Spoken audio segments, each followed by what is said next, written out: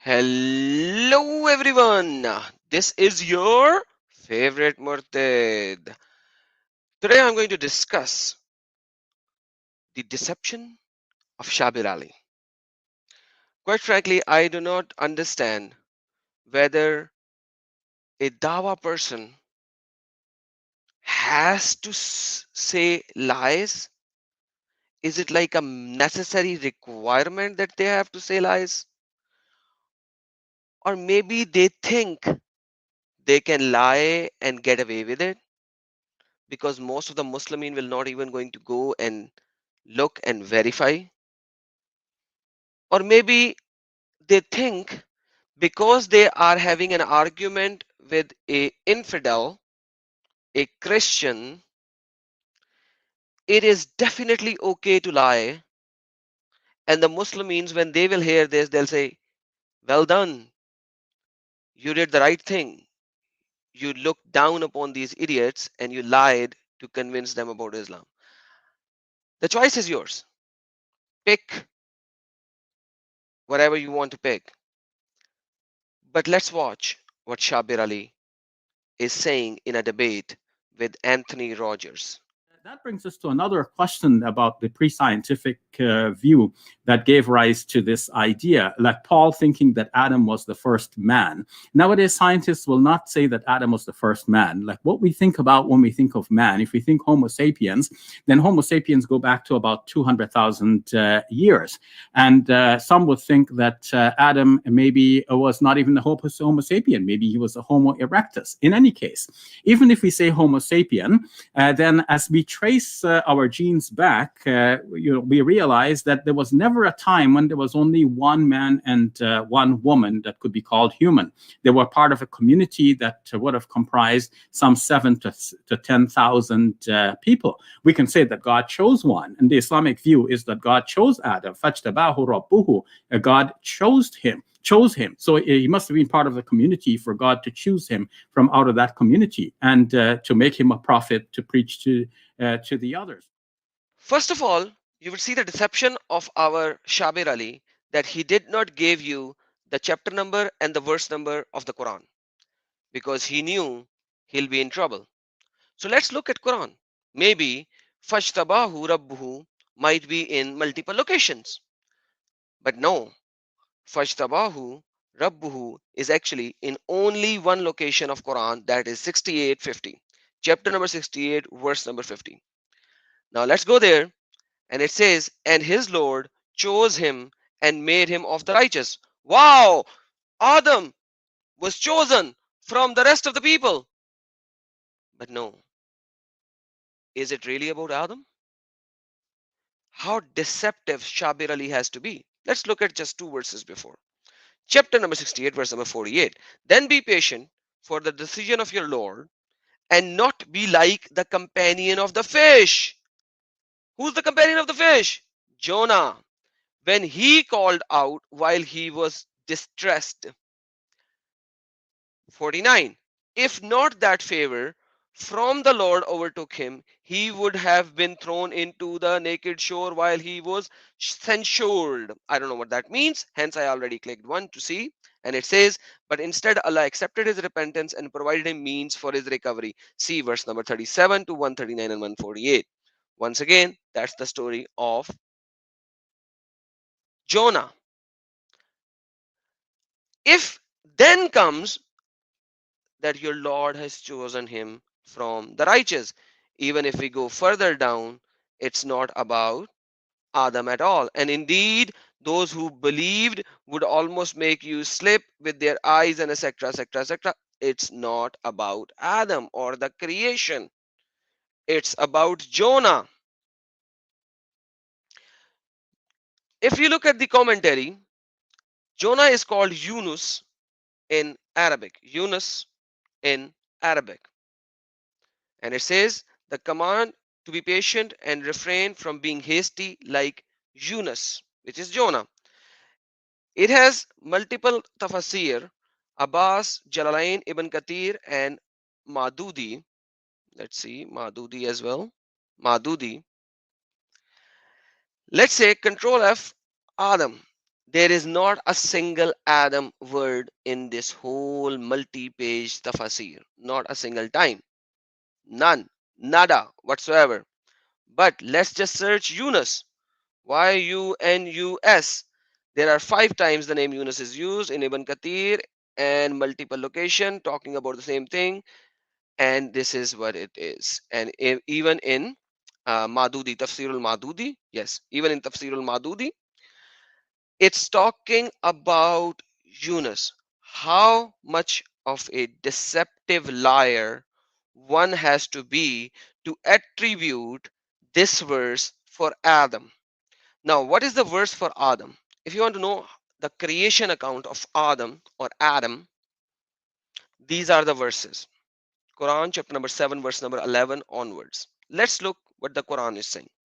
It is saying, and we have certainly created you and from given you form.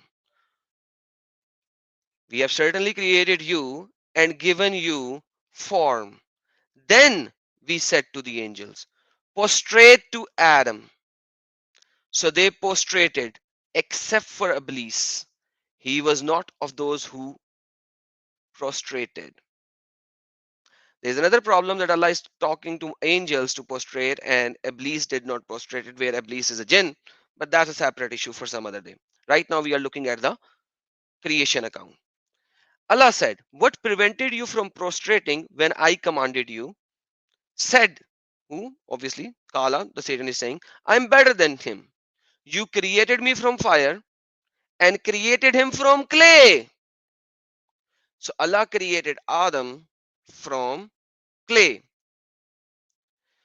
Allah said, descend from it, means the paradise, for it is not for you to be arrogant therein. So get out, indeed you are this beast, the beast. So now Satan has been thrown out of Jannah from the paradise. Satan said, reprieve me until the day they are resurrected. Whatever Satan said is not of our concern right now. Let's go forward, and it says, now, verse number 19 says, and, O Adam, dwell you and your wife in paradise.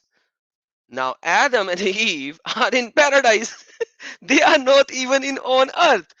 If you have an issue that this is paradise is on earth, it's Al Jannah. Al Jannah. Al Jannah. Al Jannah is Jannat, which is in heavens. According to Quranic account, Adam and Eve were not on earth in a garden, but rather they were in Jannah in heaven. And eat from wherever you will, but do not approach this tree, lest you were among the wrongdoers. Now, see, Adam and Eve were in Jannah, they were created by clay, and now they are in heaven. Then 7:20, but Satan whispered to them to make apparent to them that which was concealed from them of their private part. He said, your Lord did not forbid you for this tree, except that you become angels or become of immortal. There is another problem over here. When Satan was removed from the Jannah, from the paradise, in the verse over here, 13, Allah said to the Satan, descend from it, i.e., paradise, for it is not for you to be arrogant therein. So Satan is now on the earth already. I don't know how, if Allah has forbidden Satan to go into Jannah, how Satan has come back into Jannah and spoken with Adam and Eve again, but apparently this happened. So Satan whispered. Once again, not my point. My point is the creation account of Quran, that Adam and Eve were the first human beings. Now look what happens. So he made them fall through deception. And when they tasted of the tree, their private parts became apparent to them, and they began to fasten together over themselves for the leaves of the paradise. And their Lord called to them, did I not forbid you from that tree and tell you that Satan is to you a clear enemy? But Allah, you remove the Satan. Forget that part. Anyhow, going back, they said, our Lord, we have wronged ourselves, And if you do not forgive us and have mercy upon us, we will surely be among the losers. But look what Allah is going to say. Allah said, descend, being to one another's enemy. And for you on the earth is a place of settlement and enjoyment for a time. So Allah sent Adam and Eve, fill us into the earth. To the earth. Now Adam and Eve are descended to the earth because they did a sin. And now they have been sent to earth, descended to earth. Descended. Allah said, what? Get down, descend, ihbitu. So now they are not above in the heavens. They were thrown down on earth. How did Allah selected, according to Shabir Ali, from so many people of Adam and Eve? How deceptive, liar you have to be to say such a thing in a debate. Anyhow, let's look further. He said, therein you will live and therein you will die, etc. etc. Now comes Ya Bani Adam, Ya Bani Adam, O children of Adam, Ya Bani Adam, O children of Adam. Everyone, every human being is called a children of Adam. How can there will be more people if they are not, every human is not created from Adam? One more thing over here. O children of Adam, we have bestowed upon you clothing to conceal your private part and as adornment. So every human being who's wearing clothes, that is because of Adam, and they are children of Adam. Yet you have an issue? You lying Shabir Ali? Why don't you come and debate me? I am on your league probably. CP is in a higher league than you. And Sam, you cannot debate Sam. You already said that. I might be in your league. So why would you not come and debate me then? O children of Adam, let not Satan tempt you as he removed your parents from paradise. Now imagine Allah is saying it is the fault of Satan.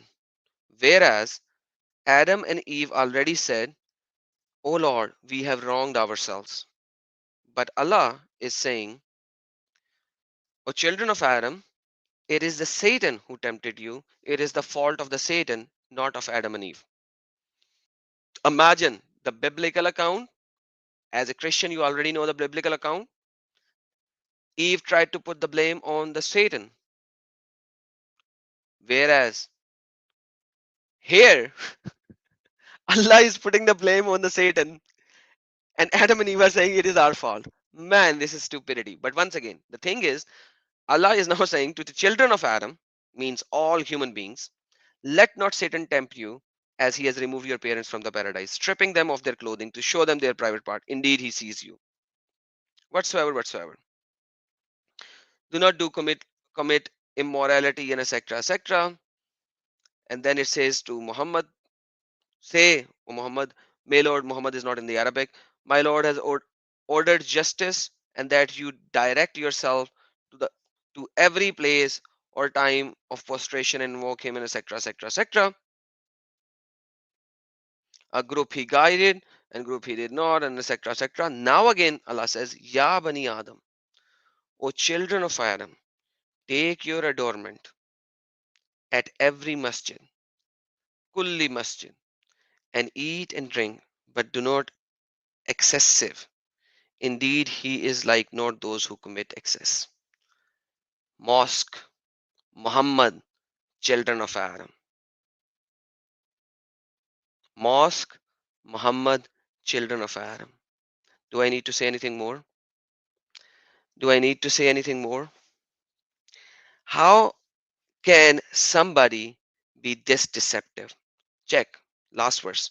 O children of Adam, Ya Bani Adam, if there come to you messengers from among you, relating to you my verses, then whoever fears Allah and reforms.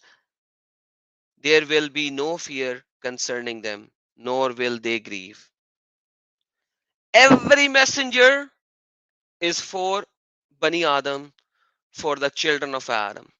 If they are multiple people, how can you say that?